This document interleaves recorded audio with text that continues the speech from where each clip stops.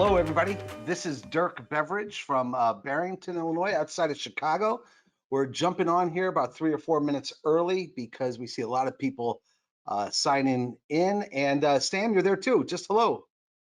Hi. Hey, hey, Welcome. hey. Yeah, thanks. Let's see who's going to be joining us. Okay, Stan, I'm just going to jump in there. So you guys, welcome. We're really excited to have you here on this super important and information-packed webinar, virtual team guidelines and best practices in complicated times. I know you're going to get an absolute ton out of this. If you don't mind, yeah, in the questions area, your panel, why don't you just put in there where you're from so that we can see where everybody is coming in from. And yeah, let's just see the kind of group that we're going to have. Okay, Stan? So Michael, yeah, Shrewsbury, Massachusetts. Good to see you again, buddy. Thank you so much. Sarah from CIPH up in the Toronto area. Great to see you. Awesome. Here they come. All right. So Christy from Detroit, thank you for joining us. Sean, all the way out from the Tri-Cities in Washington, man. I spent time with you out in the field. Boy, learned a lot from you, Sean. I hope the family is great. The kids, those soccer stars we got are great. David from Alabama. Dave Matthews from Pennsylvania. Good to see you, buddy. Loved being with you guys at Zapped. Dean is from Indianola, Iowa. Good to see you, man. I hope who is that? Dean. I hope all this is over so that Ragbri can go on again. Love that thing. I've had a chance to do Ragbri 5 times. Stan, you're shaking your head. Are you familiar with Ragbri? I'm a really avid cyclist. I do a lot of 7-day races in Europe across the mountains and stuff like that. Have not done Ragbri, but it's on my bucket list. I've done that 5 times, and I've never gone over the mountains in Europe. So we should share some stories sometime. All right? Sounds great. Yeah. Hey, Jeff from Lincoln, Nebraska. Thank you. Matt from Saginaw. Marlene. Hello, Marlene. Casper. Thanks for joining us, Wyoming. Chris from Eastern Equipment in Canton, Ohio. Thank you. Des Moines, Iowa. Marty. Seattle. Ward is there. Nancy from CIPH again. Mike in Spokane. Makila from Connecticut. Hello, hello, hello. Collins Pipe, right? There you go, Kyle. Blakely Products, thank you. Dustin from Sioux City, Iowa. Josh from Fargo. Kathy from Toronto. Seattle with a question mark. Hey, Seattle was hit hard in all this early, guys, so hope you all are doing well and staying strong and healthy. We've got Memphis, we've got Colorado, and we've got Jim from New Jersey. Hello from Radwell, and they're still coming in. So, guys, thank you so very much for joining us. And I think, Stan, it is the top of the hour. So as people are coming in, let's get started. Is that all right, bud? Sounds great. Yeah, thanks. So again, everybody, thank you so much for joining us for this real important webinar that we've got virtual team guidelines and best practices in complicated times. We're absolutely thrilled that you are here. A couple things real quick. This webinar was put together in less than 24 hours because of Stan and his team. So Stan, thank you so much. And also in partnership with a number of associations and Scott Costa at TED Magazine, who jumped on real quick and got us to help spread the word. So thank you all very, very much for doing that. Those of you that don't know me, I am Dirk Beveridge, founder of Unleash WD. We're a design, innovation, and strategy firm that's committed to transferring legacy distributors into innovative and nimble market leaders. And we've got Stan Vlesimsky with me. How'd I do? I practiced, Stan. Pretty good. You're 1 for 2. Okay, thank you. Thanks. And Stan is with just an amazing organization, Paravita, that, as you see on there, is a leading consulting firm that creatively solves complex business problems, often using technology and organizational science. Stan, can I ask you to tell us a little bit about yourself and Paravita, because the story of Paravita, I think, is amazing, and it ties into the topic here.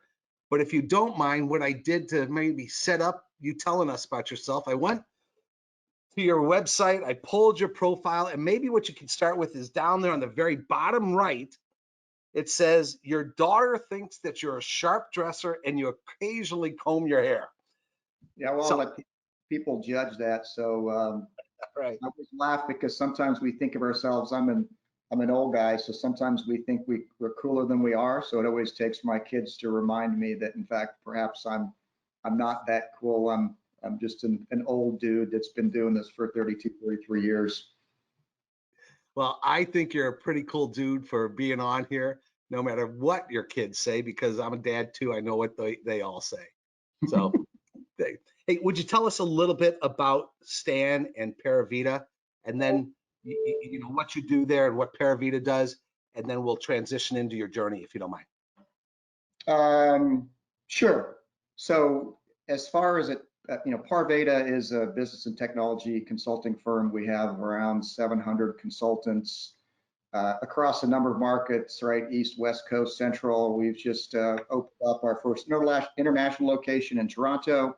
And we do a good bit of international work just on the basis that we serve a lot of international clients or clients that work internationally. We do everything from process improvement to digital transformation to cloud journeys to helping people sort of take a product mindset and often work in small sort of agile teams, solving complex problems, leveraging technology, which has been what most of my career has been within. Obviously, it's been long, so a lot of different technologies today. Yeah. Then the PDP-11s that I was running on the plant floor and other places, 30 plus years ago. So we live in a different world. I have really three roles. So Okay. I serve one of our, larger Fortune 10 clients and help coordinate, making sure that we're collaborating with them, working with them to deliver value. We are Parveda, which is it's moving to being fully employee owned. And so part of the story here is around, we're very focused on the individual. And so we believe that ultimately, if we develop the individual to their fullest potential, they'll deliver client value. Yeah. And so we're very, very intentional around, we have something called the expectations framework, which is, if you think about personas around professional, architect, leader, advisor, where we try to develop the person holistically. And the idea is that anybody that we hire, we believe that they can be a vice president or a leader in our company. And so we behave in that way. So very strong mentorship and mentoring program.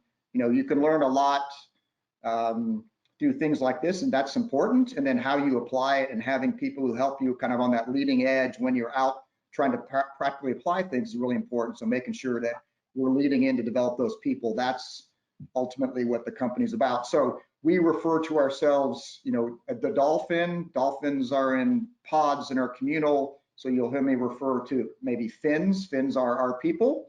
And we, I own one of the pods in the Dallas market, which is where I'm sort of Interesting. Interesting. more based than I typically am, because usually I'm moving around a little bit. Yeah. And so that has sort of human responsibility for sort of half the Dallas market, which is where we started and our biggest presence. And then my last role is really around energizing a really smart group of people around taking a product mindset. So obviously a lot of people work with physical products. So cars, automobiles, whatever. So it's, how do we think around software and applications and stuff with the same sort of product innovation, voice the customer type mindset. Yeah, fantastic. Thank you. Just amazing. And I do know one of the key parts of that Paraveda story is what you talked about.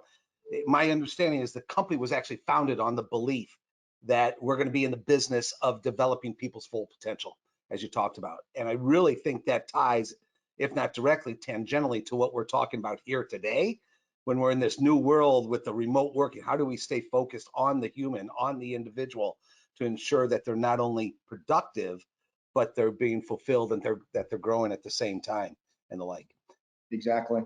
Yeah. So you talk about the number of years that you've got, and I know that you've had a journey through your career. Would you mind just sharing that with us, if you don't mind? Yeah, it's almost interesting to go back 4 weeks in the future and kind of compare that against today. So 4 weeks ago on Monday and Tuesday, I was in Austin, Texas, talking to the CEO of a digital bank that we were helping stand up. And I heard somebody was from Alabama that had joined. On Thursday and Friday. I was at the University of Alabama, where I sit on the MIS advisory board, talking to folks. Then over the course, and at that time, I had 3 dogs, 3 cats, and 1 junior at home, right? Then over that weekend, all the news was coming in from what was happening in, in Italy and such, and we were starting to see things happening in New York. I hope everyone is okay there, and obviously all the places that are really dealing with this firsthand. But we were starting to do the contingency planning around, okay, what does this mean? This looks like it's going to turn into something, right? And so at the company level, we started to put in our contingency and risk management processes. And the first step was to really think through saying, are we prepared? And if you think about it, we work remote a lot. Yep. But there's a difference to say you work remote and all of a sudden you now have to make sure you have access to all of the critical client systems that you support, all the things that you do remotely that might require whitelisting, VPN connections, all those things. So the first sort of wave of this was just making sure that technically you could do all the things 100% remote. Well, so that's 4 weeks ago. A week later, the calls are being made to work remote. At that same time, I retrieve a senior from the University of San Diego, a sophomore from Cedar and Boulder, Colorado, and we make the decision, going back to how this personally impacts us, to leave a daughter, our oldest, who's a biochemist, working in New Zealand, where she's locked down right now. She can't leave because we thought it was riskier to try to put her, on a plane and navigate back here, and if she gets caught someplace else in quarantine. But it's scary and it's real to know that she's there, and it may be a while before she can come back. So so now we have 3 kids, 4 dogs, because 1 kid brought a dog, and 3 cats, and a spouse and me. A little bit different, right? Been in this house for 3 weeks. Wow. And so that's. So even though you guys do work remote, your remote world has changed considerably, not from physically and emotionally. Yeah, yes. And I think that's part of what plays into, what we created. And if I go back and look at, I joined Anderson Consulting, or what was Arthur Anderson, in 1988. Yeah. And in 1989, and I'm a chemical engineer, so my early years were primarily in manufacturing and such. And so I went and was doing some work in Japan at a refinery in Iwakuni and Osaka, Japan, and the headquarters in Tokyo.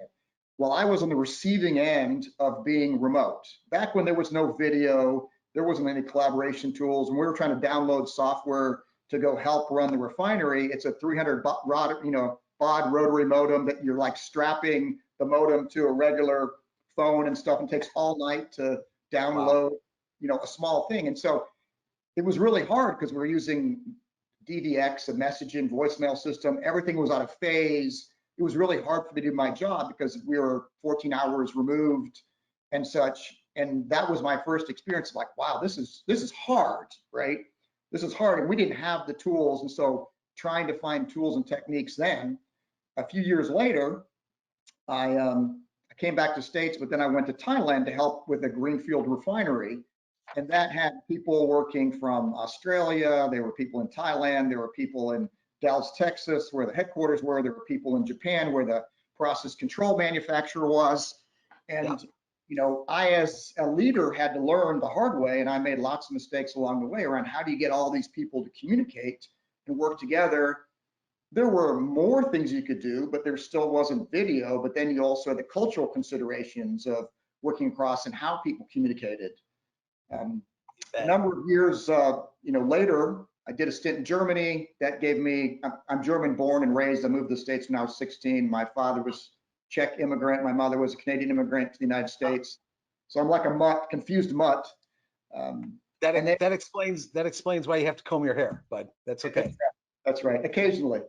And so towards the end of my, during my Anderson Consulting career, before it became Accenture, there was a gentleman by the name of Bruce Ballingy, who happens to be the CEO and founder of Parveda, who I worked for. Okay. And I worked for him for a number of years, and then he left and went to work at Sprint, and I became one of his architects there. So I was always connected to him and a number of the other leaders that were at Parveda. Fast forward 2008, I was in Bentonville, Arkansas, Walmart, Wow. helping deal with all of the things around sort of the globe and stuff. And again, that got me sensitized to at scale when you have thousands of people, how do you do that? How do you disseminate messaging and how do you get people to collaborate? In 2013, retired, went off my own a little bit to do little things, but I was intrigued by two things, which ties back to the Parveda story, which is one, I love serving clients and working with people to solve difficult problems, and reach an outcome. And it was difficult as an individual contributor to find the resources or talent sort of on an ad-needed basis. Somebody needed something. Two, I love developing people. And so Parveda, with Bruce and I stayed in touch, and I was like, seems like a great fit rather than trying to start my own company. Sort of join them. And so I've been here for 4 years, helping do just those things. Cool. Fantastic. So Stan, what I take from what you just shared is that your entire career has been built around remote working. Yes. As a individual producer potentially, or and then as the leader of the teams and these growing teams to the immense teams that you have managed remotely and globally, if I understand that right. Yes. Okay, so there's cultural differences, there's size, there's the time differences, there's all that, and so you've got that. And what you've done, and we're going to get to this, is you've put together an amazing playbook that you are going to kind enough to give to everybody here as a gift and all that. But before we get into the frameworks and the processes and the best practices, can you share, and I think you've alluded to it, what a career of working remotely, and now today, for the last 2 weeks or so, you guys have been on it for 4 weeks, right? What are the fundamental differences? What are the fundamental issues that you all are thinking about, talking about as you're managing your teams and other teams, that's really the differences in today's world with this COVID-19 than anything else you've had to deal with in the past? And I'll start on the light side, and I'll go a little bit heavier, which is, right, so this door right behind me that you can see, right? Yep. So yesterday I'm doing a readout to CFO, a number of C-level executives on some work that we're doing that all of a suddenly week 2 went fully remote, right? Mm-hmm. And during this update, with about 10 minutes left, when we're really getting the punchline of what the roadmap looks like next, what happens, right? This is a critical point. Son walks through that door and says, Dad, can you give me a spot right now? I'm working out. And I'm trying to give him the Heisman to say, not now. And I thought maybe it was something that was important to him. And I'm glad that he's trying to do stuff. But ultimately, because that happened sometimes in our old world, but now with remote team and every single person being an island in their home or someplace else. Yep. Different than the virtual remote world we lived in when people still clustered and maybe 1 or 2 person or was in a hotel room, etc. And now you have people who may have multiple roommates that all are working from home and trying to compete. You now have people that have their kids, right? I was speaking to executive a couple days ago, and she had her 2-year-old, right? So I was talking about my 19-year-old little thing. She had her 2-year-old that she was giving the iPad to, and the iPad killed, the Zoom connection we had because it was eating all the bandwidth. And I think on top of that, sharing personally for me, I intellectually know that that was the right decision to leave my daughter in New Zealand, but it's scary for me to think if she got sick, I can't get to her and she can't get to me. And I told her that's okay. If something were happening to me, don't worry. I love you. I know you love me. there's lots of people that ultimately have a high degree of concern and anxiety. They have people in their neighborhood that have lost jobs. You know, I'm personally invested in the 2 restaurants in Dallas that everything was shut down. All restaurants have been shut down, right? So there's all these employees and people in waves. So there's a level of anxiety and fear. Forget about, as you and I talked about, I can now retire when I'm 170, given what's happened in the, you know, in the stock market and stuff. And so I think that's a different dimension of now we have the potential to all be these islands, right? Locked at home, right? Yep. Physical distancing is important. We don't want to socially distance, we want to physically distance. So I like the CDC sort of revised languaging and stuff like that. And so how do we deal with that in a world where there is a lot more anxiety more broadly, right? You'd have somebody on a team that was worried or had some concern or had a parent or family member was sick. Now you have a lot of that, and that is new and different and unprecedented, and why we started to think about this. Yeah, no doubt about it, no doubt. So we've got these productivity issues, but then I'm going to just label it these humanistic issues, right? Yes. And so now the question becomes, as leaders, what do we do? And Pat Dodd, I'm looking at your comments here. This is what we're getting to right now. So you've developed a framework, right, as to how we can, in this new normal, right, which is really new and different. I mean, if it's different for you, you know, the people on this call, right? I mean, they are not used to remote working like your organization. So I'm going to put up on the screen the framework, and can we look at the framework holistically, Stan? And then we'll drill down where we want and where the group wants. So guys, if you have questions for Stan as we go through this, I'm going to be trying to monitoring them in there. So let me do that, figure out how to do this. Go to my screen and let me put that up there. So can you walk us through the framework, Stan, that you've developed? Sure. And you know, and I will say, I think if you go back and look at this, you know, we have everything from people who are old dogs like me that have worked in remote virtually a lot or moving around. And so for a lot of us, a lot of the things when you get into details, you say, okay, you know, that is commonsensical. It's trying to put it all together. Right. We also have people who are either brand new to it, or we have people who may have just come from college, or, you know, so ultimately it's trying to figure out how do you create a foundation for everybody.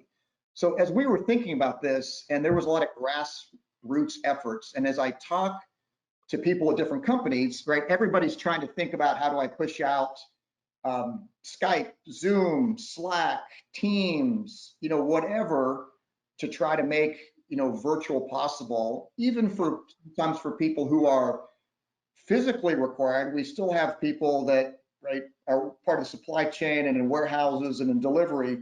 And how do you connect, you know, to them and stuff? And as we thought about it, and the grassroots things that we saw that were all really valuable and useful, we started to think about, how do we think about this holistically? Because often we double down on the technology, which we still think are foundational elements, right? So that's the center, meaning if you don't have an internet connection, if you don't have a computer, if you don't have a webcam, if you don't have a place that you can somewhat isolate from all the craziness, right? Yeah.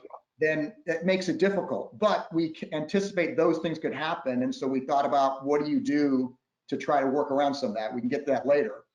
And the whole idea here was, as we really said, let's center around a virtual team. And a virtual team can be anything, but really we're like saying a group of people that are trying to achieve an outcome, some measurable outcome. Yep. And if you put that at the center, and I think, Dirk, we might drill down a little bit more into virtual teams a little bit later, but let me speak more about the framework holistically. Please. Often you double down on sort of how do you make the team effective? And so the virtual team, where we have this concept of a sort of a virtual team working agreement, meaning what's the covenant, the agreement that team has created on how they work together, understanding that individual situations that people have, kids at home, multiple people sharing the space, taking care of somebody who's sick, whatever it might be. So if you go beyond that to kind of effectiveness and motivation, we first sort of focused on how do you do effective meetings? And some of effective meetings are more how do leaders facilitate them? What's the pre-work you do before you have to get in a meeting? We know most of these things intuitively, but we have to be much, much more intentional in this environment, right? If you're dealing with a group of people that's larger, right? Just like you started with everybody here muted and using the chat, right? Yeah.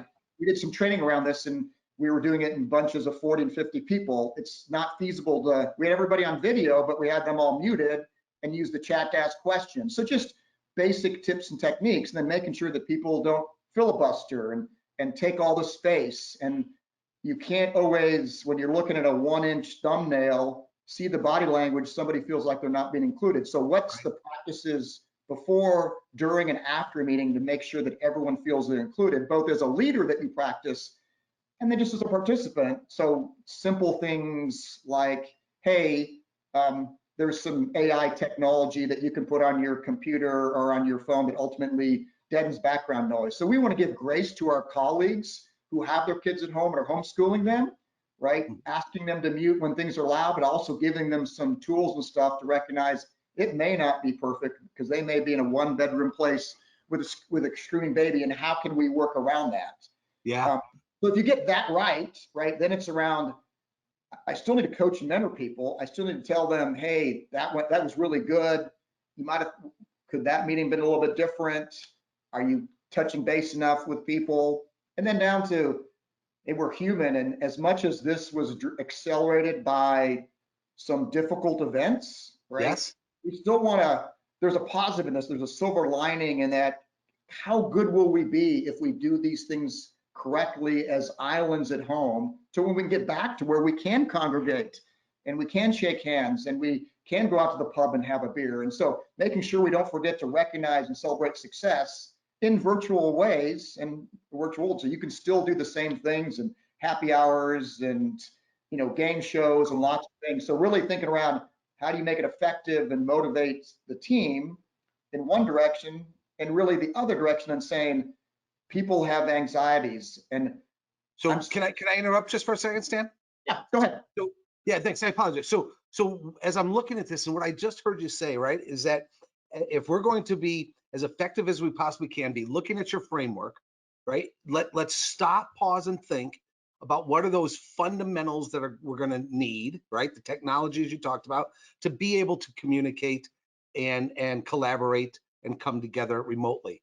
And then I just loved how you said this holistically. All right, now once we got that, okay, we're going to be meeting. How are we going to meet effectively? And in your roadmap, we've got a lot of details in that. And then how do we continue the coaching and the mentoring? And then let's ensure that we're going to continue to have the positivity, if you don't mind, right? That recognition and the pats on the back. So I just wanted to stop you just for a second so that everybody sees the holistic nature that you're helping us think through. If we're going to drive effectiveness and motivation, there's a real good roadmap that we can start walking through and say, hey, do we have these things in place? Is that fair? Yep. Okay. And I mean, we're in week 3, right? And obviously we didn't know these things before, but right now it appears to be going well, particularly because going back to sort of the blue side of this, right? The safety and belonging, with all the anxiety and worries that exist, right? And the fact that it used to be that I might drive from one side of town to the other to go from one client to another, or to go to our office and meet with some people, or to later go have dinner with somebody. I can now spend 14 hours a day sitting right in front of this webcam, right, and never stand up. So the first thing we need to do is make sure that we also care for ourselves, right, which is go out and see the sun, take a walk, take 5 minutes between meetings. Don't rack and stack the meetings. And so stretch, think about your space, make it as ergonomic as possible, right? Whatever works for you, blue blocking glasses, there's all kinds of things that you can do that are out there to become more important, because I hope this goes away quickly, but I don't think we're moving away from working remote like in a week. And yeah, even when we do go back, there'll be a new normal that may have ebbs and flows and some sort of a mixed model. So caring for yourself and then watching out for, are there signs of isolation in people? There's people that are great extroverts. There's people that have moved to towns that started with us, that have nobody. They have no family. They have no pets, right? They have no support system. And so trying to watch out for ourselves first, because you can't watch out for others if you don't do that. But watching for others, and trying to support them. And if ultimately there's a concern, raising it through the right channels for us, care and support, or HR, just to make sure that that person is getting the support that they need, because they definitely worry about sort of mental wellness in this kind of environment, right? Yeah. So Yeah. that's core. And then how do you recreate all that connectedness and social? We did a St. Patrick's Day happy hour toast. You know, one of our Finns, again, one of our people has a yoga session they do every Thursday from 12 to 1. So lots of grassroots is coming. I'm doing. Do they open that yoga session from 12 to 1 up to everybody? And do they do it on video? Is that? They open up to everybody within, like, this is was in the Dallas market, but they open it up. So different groups are doing it. And part of the thing in the framework saying, hey, give visibility, right? There's free concerts that people are streaming. You know, it's a way to connect the things that are still, it's not as good as the real thing, but it's pretty good. And it helps a lot with our psyche and kind of mental well-being. So those are happening grassroots, and at the leadership level, we're trying to make sure that people have awareness and that we give space and we give people permission and suggest they do that, right? People can work through lunch now. I can get my lunch right here and just keep on working. I'm like, go to the yoga class, right? You'll be more productive if ultimately you do that and get some release and connect with some people and laugh and stuff. And there are game things that are happening, trivia, all kinds of things are happening. And that's the one thing that, you know, I think is, as human beings, we're quite creative in what we can do. And so again, as a leader, encouraging that rather than saying, we got to work harder because we're remote, we got all these distractions, eventually it'll collapse on itself. Yeah, you bet, Stan. Thanks. I appreciate it. Looking at this framework, that's what I got so excited for. There's a roadmap for every one of us to really think through strategically how to do this. And, you know, talking about these real life challenges that you're talking about, Stan, you know, everything from being isolated to the door opening and all that. Listen to this one. James says, yes, real life challenges, like how do you listen to the webinar while your husband starts vacuuming? If I tell him to stop vacuuming, he may never vacuum again. Like, right? In the deck, and I'm not pitching any product. There's lots of products. You can go Google them. We've started to pilot a product called Miro, which is an AI engine which sits on your devices to sort of kill some of that background noise and still allows to make sure that you don't disincent him from, you know, from doing that. And you know, yes. And I think those are the real challenges, right, that we face. Some of them are humorous that we can work around, and some of them are more serious. And so part of also this, when we think about the relationship lean in, I've just been going through the people that I know, because I know it's helped me when people reached out and just said, hey, you doing okay?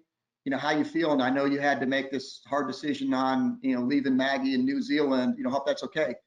Yeah. Even as an old seasoned guy, it's nice to know that people care and are thinking about it. And so to us, that relationship lean is just saying, hey, not looking for anything other than to give positive energy into the ecosystem, because right now the goal of all this is to say, let's all lean in to try to help the economy, to try to save jobs, to make people productive in this hard time, because everybody, right? If everybody can up their game, us included, right? It helps across the board. And that's, you know, really the intent and why we started sort of thinking about this. I love it. And let me, because then I want to drill down on a little bit. And if anybody on the call wants us to drill down in any particular area, put it in and I'll try to navigate that. But before we do that, I'm intrigued by what you just said about upping our game in this time, right? I got to tell you, Stan, I'm on the call with some individuals, and right now they're struggling. A lot of our customers, you know, have outside sales forces, right? And the term outside salesperson, they're outside for a reason. That's where they want to be. That's where they naturally perform. And now we're inside, right? And we're not sure how to do it. So, you know, are we really using our time productively is one of the questions and the like, you know, but so let's take that. And then let's take what you said, let's up our game. Can you talk a little bit more holistically or what have you about how we should be thinking about as leaders and or individuals, how to use this moment in time when we might, you know, retreat a little bit and say, well, I can't be as productive. And what I just heard you say is let's use it to challenge ourselves and inspire each other to truly up our game as we're working remotely. Is that, did I interpret that right? Is that fair? You did, and I do not want to diminish or dismiss that this is challenging, and for Yeah. a lot of people are like on how to get their head around it. And we all have within our company, right? There are ceremonies, there's culture, there's practices that make part of it, and so part of it is trying to figure out how do you morph it. But as I or we took a step back, I try to think about my rituals and to say, how can I recreate the rituals that I had where I would go to Starbucks and I would meet similar people that I would go talk to, and trying to recreate, even though it might sound quirky, awkward, dorky, people get it. I think there's a lot more grace given right now where you're like, hey, are you interested in having that virtual coffee? I see you, we talk every Tuesday, right? I Because love we're it. always in at the same time before we go into the office. Let's just, 7:30, 8, let's just do a virtual coffee and connect just like we would have then. Or, let's do a wine tasting in the day. But I think the idea of the practices was, how can you make, right, lemonade out of lemons? When Yeah. we can focus on all the things that we can't do, right? How can you best recreate? So really what I did, or what we've done as leaders within Parveda and working with our clients and customers, say, what were those ceremonies? Some were ceremonies and practices that were focused on just getting work done, but what were the human ceremonies and the touch points? Like if you talk about sales and stuff, where it was more about the relationship side. There's places I would just hang out where I'd run into people. I didn't schedule a meeting. Right. Now I have to intentionally make that happen. But what I found, which is people have given me grace, knowing that I'm not trying to do something different. I'm just trying to create the embers of the same things that we were doing alive, Yeah. in the best natural way that we can, given that I'm stuck within the confines of my house, or going to the grocery store when hopefully nobody is there, or whatever we're being asked to do today, right? Yeah. I love it. I think there's some real good lessons there, right? Let's be intentional and look at our rituals. Let's think about those. What were the ceremonies we had, both from a work and productivity and social, and let's individually be the leaders. You mentioned it might be a little awkward, to say, hey, why don't we meet online now for that cup of coffee? But it's going to take somebody to recognize that was a ritual that I miss potentially, and to Right. step up and say, let's do that. As you say, you said it at the very beginning, some of this is fundamental, but sometimes we forget about it, and we need to think about, actually taking that step. So I think it's awesome, Stan. Well, I know a lot of people, managed by walking around, and they checked in on Teams and stuff. And so I used to, my favorite way of making it sort of casual, which is to walk by with some dark chocolate covered pomegranates, drop it on the desk of some people, sort of casually check in on people visually, Yeah. get a sense of how people are feeling, body language, decide later whether they're people I should probably check in with individually because it felt like there was some tension there, all that stuff. We can recreate some of that, right? And so some of the many of the teams are now creating virtual rooms to where they're on, and again, for us in the business that we do, it makes sense and we can do it. But what they're doing is they're creating a virtual room like they're all at the table. They're on video, they're muted, they have their headphones on. In the background, they're using messaging to say, hey, Dirk, unmute, I got a question for you. So that it's allowing for the focused work time, but also still the sense of there's a team there, and I see somebody across from me. So you can do it at a team level, and you can do it at a personal level, and then really modeling those behaviors. I find that, my kids, it's like this device is ubiquitous to them. Not being Right. on video or something is just like strange. It's Yeah. not that way for everybody. So breaking those barriers down, not everyone's fully comfortable on video. So, it's not trying to shame people to be on it. Over the long run, you can do without video. It's just easier with video. So how do you break those barriers down one at a time, where I, as a leader working with somebody, can make a one-on-one connection where maybe I get them comfortable with this method before I throw them into the broader, they need to facilitate a group of people, in a Zoom room or in a Teams room or in Skype or whatever. You bet. I love it. Thanks. Let's drill down, if you don't mind, okay, to a couple of these practices that you've got, Stan. And as we go to that, I want to say, Sean, Tri-Cities in Washington, He said Zoom and FaceTime are transforming me into a virtual outside salesman. Our customers want to see us, and it's been working great, right? So he's taken that ritual of meeting, and the customers have given him that grace and are loving it. So I think it's great. Thanks for sharing that, Sean. So let's go to what I'd love to do, if you don't mind, is let's go to the framework and the virtual team fundamentals. And I just put up that slide, if you don't mind. And you can tell us about this, but I think one of the fundamentals here, as I look at this, Stan, and you mentioned it, is this virtual team working agreement. I sense this is really important. Can you drill down a little bit on what a virtual team working agreement is, why it's needed, and what it might look like? Sure. And we're happy to share what elements of that are and whatever detail people think is interesting. The idea here is I think we make the assumption in regards to how people work. And so sometimes it's easy for a leader, and particularly for a lot of things that we're involved in, right? We have the client, we have a number of different third parties that are involved. So ultimately we're a composite team, right? It's not that it's Parveda off working on its side, by itself. And there's an element of where we can do things on ourselves. So it's trying to make sure that in the broader ecosystem, you have connected with all the people. In that case, that can be clients, suppliers, customers, other third parties, anybody that's required to make sure that you can achieve that outcome while all feeling safe and belonging. So having that conversation, the team working agreement is to recognize the fact that in particular in these unique times, what we see is we have spouses or roommates that are trying to share airtime, or somebody's got to watch the kid who's being homeschooled right now. And so, is that optimal? The answer is no. Can we give them grace? The answer is yes. But what we need to do is for Dirk to say, you know what, between noon and 2, I've got the shift to go watch my young son. Yep. Right. So even though I can still work, it's probably not the best time for me to be having a conversation or be productive or lead a meeting.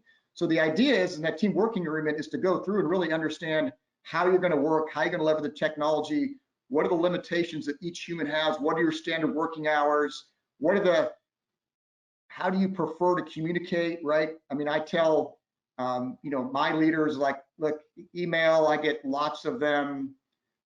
It's the hardest for me to stay current with unless you tell me, then it's sort of Slack and Slack channels, but that can be overwhelming. And then text me. And if you call me between 9 to 5, I'm assuming that it's urgent.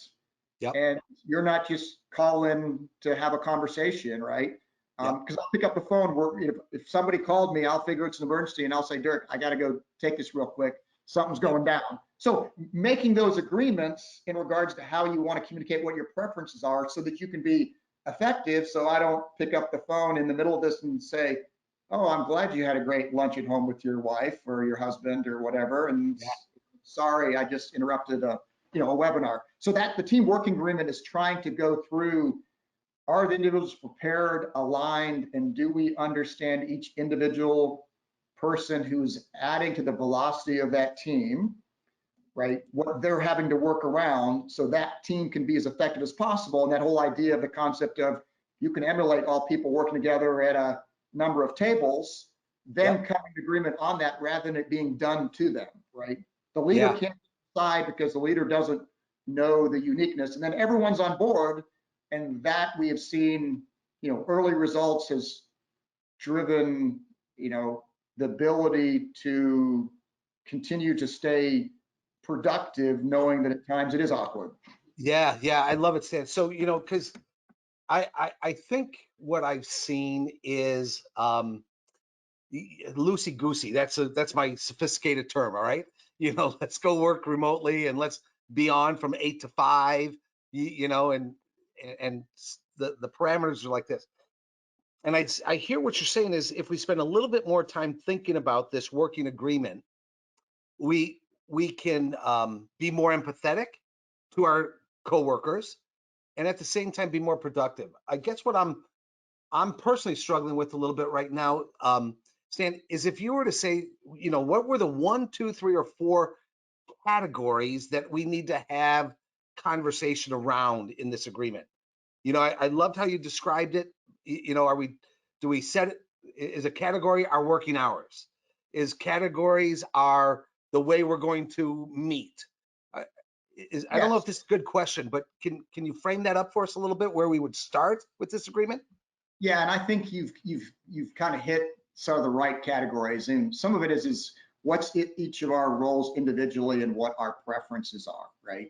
And our limitations and such. Some of it is making sure that ultimately, are we all correctly set up with the collaboration tools? We know how to use them and agreeing how we're going to go use them, because we work in a lot of mixed environments that we have, and if you combine a composite team, you might have Skype, Teams, Slack, Zoom, you might Yeah, be over collaborated tool wise. right. And so what you have to do is to agree on, how do I accomplish the ceremonies and practices I want within the context of all the tools and options that are available.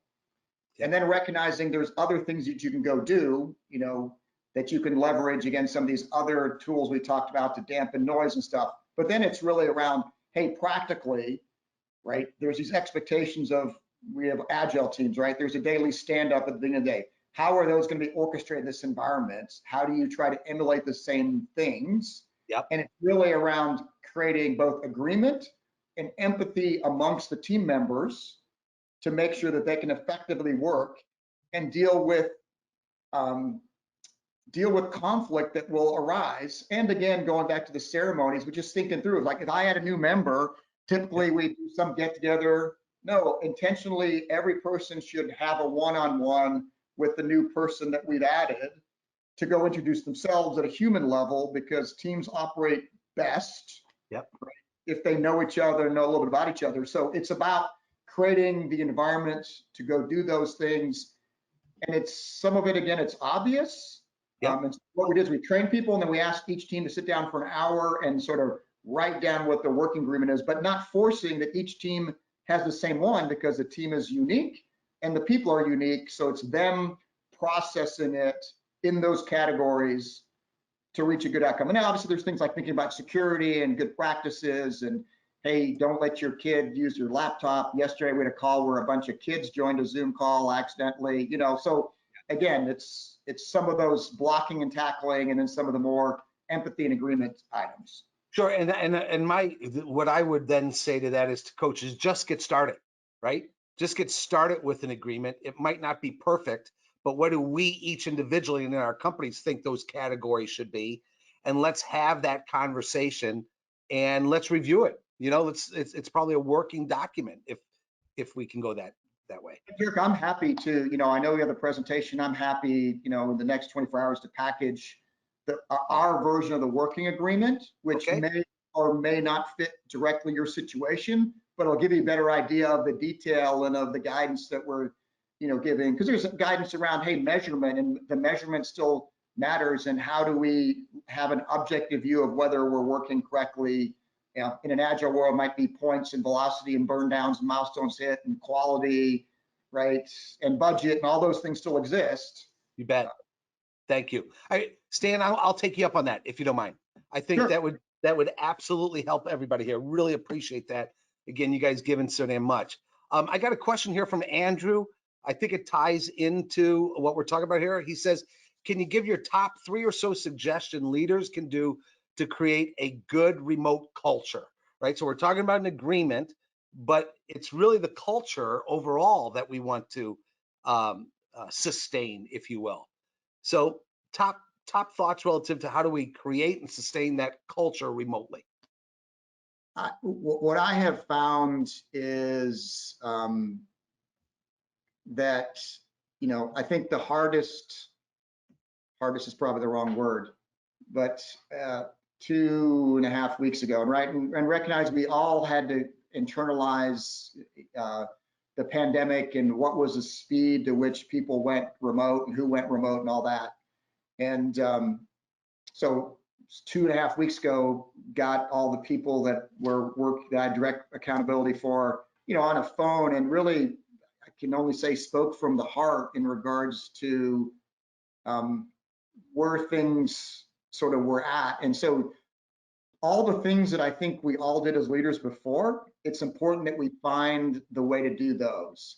So to me, speaking from the heart and making it real and making it personal, and more than ever, and I would tell you, I didn't have much, I'm not sure I have full balance of life right now because we're still working through all this, but Yep. really over-rotated on one-on-ones, connecting with groups and with people, all the things that I did before, but maybe it was more by gut. I was very intentional around, here are all the list of people that I need to connect with, and I need to connect with them this frequently, and I need to ask them how they're feeling and how they're doing, and make sure that I understood the situation, and that I was there for them, and that this was not easy for me either, but that, and it's interesting, I got a lot of feedback because I said, hey, I was there, I saw the dot-com boom, I've seen all crises, right? I was there in 2008. It's Yeah. like, we can get through this. So to me, a lot of it was around recognizing the seriousness of this, and then saying, how do we make lemonade out of lemons? I wish that this would go away, but it probably isn't going to.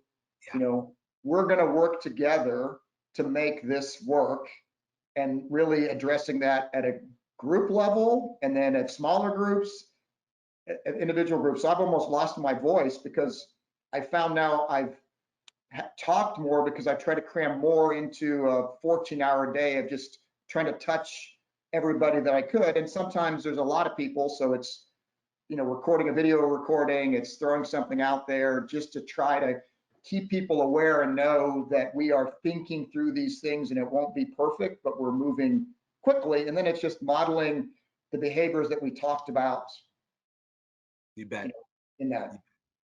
Stan, I appreciate it. Thanks. And I want to go into a couple more of the details here, but I am going to ask one other question, and I do think it's all related to what you're talking about. And this comes from a CEO who I have just so much respect for. And what she asks here is this. She says, how do you send the message that there are new non-work demands during the day, and that it's okay without diluting the strength of needing to hold strong work ethics? I am now also a part-time teacher. My poor kid, she says. My workday has taken a hit, and I know those in my company are facing the same. I've published a working agreement, and it's actually creating stress for my high producers who are balancing very real family challenges. Any thoughts on that, Stan? Well, one of the first lines in the working agreement says, hey, look, our intentions is to try to continue to hit the productivity targets that we have, but that may not be possible. And so it's, you know, I should all aspire to try because it's in all our best interests, Yeah. but it simply may not be possible given the makeup of that particular team or group and such. So I think it starts, as much as it's scary to sort of give latitude to say it's okay not to hit the targets we had before. I think you say, let's start with the intent that we will. That we will. What will have to happen to go do that, but recognize we're going to give you some grace that it's going to take some time to work through this. And there may be periods to where somebody else is going to have to pull your weight because you're in a difficult situation. And you know, I've seen that happen. So to me, that tries to still create a little healthy tension of that we still want to achieve what we have been achieving, but recognize these are really Different unique times. times, and it's complicated, and we'll be fair and give grace. Let's have a dialogue around it. Don't hide it or whatever. And let's talk, going back about caring for self and others. Let's have a dialogue about what you're worried about. And if you know, you have somebody at home that's pregnant that you're worried about and there's something complicated around it, please deal with that. We'll figure it out together. Boy, I love it. Thank you. Great insight. And so if you don't mind, let's go forward in your playbook just a little bit. And you know, guys, I want you to know the details that Stan is providing to you here. You know, here's you know, the leader's role in driving effective meetings. That's there for you. Here's the participant's role in driving effective meetings. But building upon what we just talked about, Stan, can we spend a little bit of time on the coaching and mentoring, right? That we still in this environment, you know, cannot lose sight of the need for that coaching, that mentoring, those one-on-one meetings. And I think it really ties into what you just talked about, you know, setting those goals high, but understanding we do live in different times. to me, this coaching and mentoring might be more important than ever. Absolutely. And, one of the things we always start with, at least, I think my mentality and my whole life and in my career, and definitely for Parveda with the way that it thinks is look, first of all, we own our own career, right? As we get more senior, we have more control and such, but we always want to remind everybody, which is, look, you own your career to start with. So you need to lean into that rather than somebody's just going to magically do it all for you. And that's bookended with the bottom of this slide, which says, if you're not getting what you need, right, speak up, because it's harder to be so obvious in this virtual world. Beautiful. In between that, we as coaches and mentors, what we believe and what we see, which is we need more appropriate and intentional checkpoints right now, which goes back to touching everybody that I've really tried to do over the last couple of weeks, and trying to cascade that through, the leaders that I try to, emulate the behavior I'm asking of them. And I learn from them because they do amazing things, right? So this isn't like my model. This is our model that we've sort of swarmed, crowdsourced. So there's a lot of great thinking for a lot of different people. But I think it's really then understanding, just like when you were doing, if you're talking to somebody about their career, right, and you're typing on your computer, you may be taking notes, but it's even more dangerous now where people are going to look at how you're communicating and how you're engaged, if it's on video or audio, that they're there, and finding the appropriate things. So often if somebody's also working for you, you might get caught into the operational. How's the project doing? Is this done? Are we going to deliver that on time? Are we going to get it done? Making sure to try to split the operational, I'm checking on the project or the delivery on the outcome, from I'm checking on you as a human and your career and how you're feeling and are you growing. So very intentionally separating those, and even as you schedule a meeting, to call them differently and say, hey, right now I'm not asking you project status. I may give you some coaching around how that meeting went, but it's not because I'm worried about the project being late or a customer being unhappy. It's because I want to grow you as a human being. And then finding the right combination between more formal, so a Zoom video, Skype, Teams meeting where you're on video and it's the same way and you're going through career development goals, and lighter where you might be saying, hey, let's both take a walk. We don't have anything heavy to go talk about. Let's walk and talk, and we're just going to get a little bit of exercise, get away and walk around and just chat on how things are doing at a human level, how you're feeling. So intentionality, more frequent, using the technology when needed, tying to the kind of caring for self and others, getting away from the technology also, just walking around and talking about stuff to me and supporting them at sort of the mental human health level. You bet. Boy, I love it. Absolutely great. And the number of people are just throwing it in right now. Is this document going to be available? And I got to let everybody know, Stan has graciously given this. It says confidential and proprietary on the bottom, but he is opening this to everybody. It's all part of your culture and your hearts to serve us, and we appreciate that. So Stan, if you don't mind, I'm going to bring us a little bit further. We've got about 5 minutes till the top of the hour, okay? Yep. And so we talk about recognizing and celebrating success, but let's just spend a little bit of time about how you're working with your team. And again, I think it ties into what we just talked about with the coaching, the more interaction, like, this caring of yourself and for others. Can you just talk about, the key components of the philosophy behind this as part of a key part of your framework in this remote working? Yeah, it's in it, again, it's not us to legislate or dictate, what constitutes people taking care of themselves. But obviously, whatever makes sense for you ergonomically, right? Taking care of your back, posture and things. There's some links in there. There's lots of stuff out there on the internet that you can get access to, but making sure that people think about the ergonomics, right? The eye strain. I'm trying to look a little younger, but there are times, good parts of the day when I'm using my my glasses and stuff to try to on the eye strain and stuff. And then really protecting your mental health, because the strains of it, and really encouraging people, whatever makes sense for them, right? I love my daily dog walk ritual. It's just so normal for me. The dogs are probably the happiest people right now because they're like, oh, this is great. Dad's home all the time. We don't have to wait by the front door. And we don't have to wait for a week sometimes. Every day we see him at least a few times. Yeah.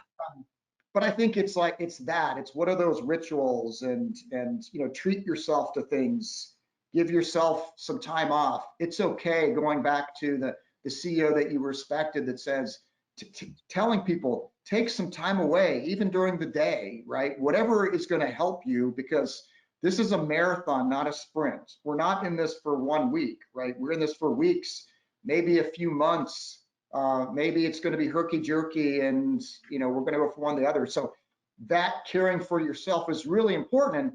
You're being a great team player by taking care of yourself. It's good for your family. It's good for the community, right? And it's good for all the people that you work with. But then we also have to recognize, even in week 3, I'm starting to see the strain of some people who are super social and they're used to going their kickball league or going to trivia, or hanging out at a happy hour. Stan, and along those lines, I just went to the next slide so people know it's going to be there for them, right? This connectedness and social relations, ensuring that that's still top of mind. People need this, want this. And you've got some fun ways to do this even virtually, and just be cognizant of it. Yep. And find ways to do it. Is that fair? That's fair. Yeah. And let's keep a sense of humor. There's some hard things that are happening. The one thing that let's focus on the positive of what this can bring. There's all the headlines we're all seeing, and it's not that we don't deal with that reality, but trying to again focus on the positive of this and bring energy to the ecosystem so that we can drive the economy, save jobs, make a difference in individual people's lives. Yeah, and in the end, that's what we're all looking to do, right? Taking care of each other, improving people's lives. And one of the things you just said then too, just a little bit ago, Stan, maybe to put a bow on everything here, is you mentioned, we're not in this just for the short term, next week. It could be months, right? And I know you talk about, measurement and metrics and really measuring how are we doing through this process. Can you just high level about this thought process, please? Well, we all have different measures or metrics that we've used, and whether those are ultimately productivity, quality metrics, sales metrics, milestone metrics, budget metrics. So there's the traditional metrics that still apply. Again, we got to give people grace and understand how these things are impacted by it.